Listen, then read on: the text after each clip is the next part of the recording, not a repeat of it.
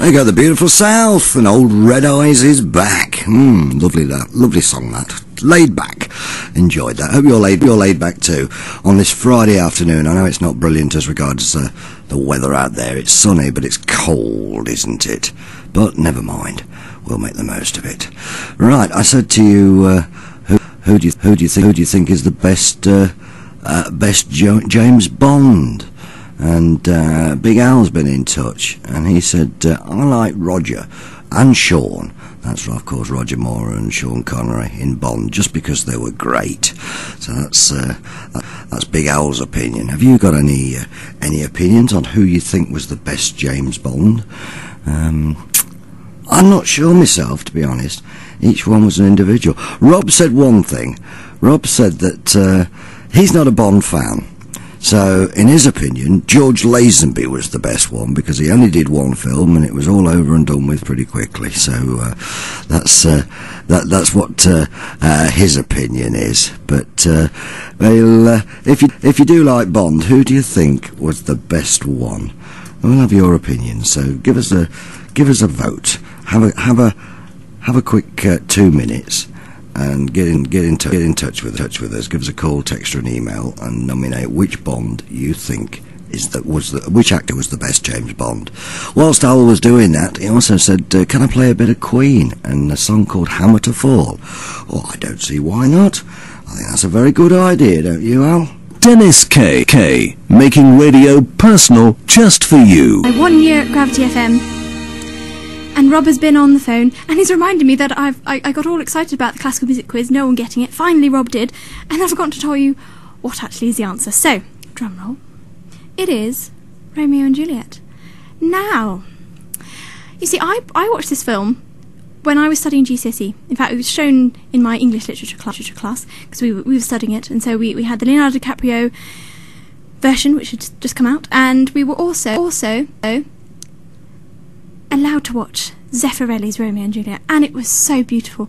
And so I've always thought that it's one of those films that everyone's watched at some point, but seeing as Rob hasn't heard of it, and he is a fount of many a knowledge, possibly not many people know it. So it's very exciting. Go out and buy or rent or find it off the internet, naughty, and find Zeffirelli's Romeo and Juliet. And Nino Rota, that was the song composed specifically for Romeo and Juliet, heard many a time on many a weepy film. So there we go.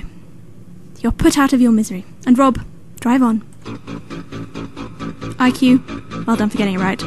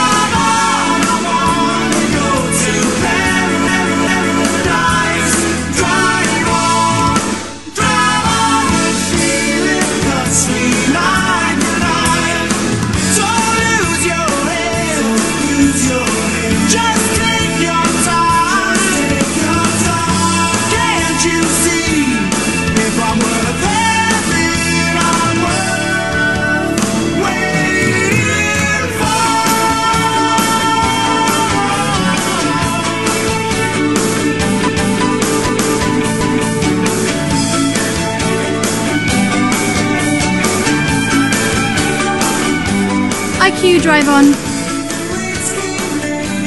I have to say, I did not know it. Rob is good for picking the obscure ones.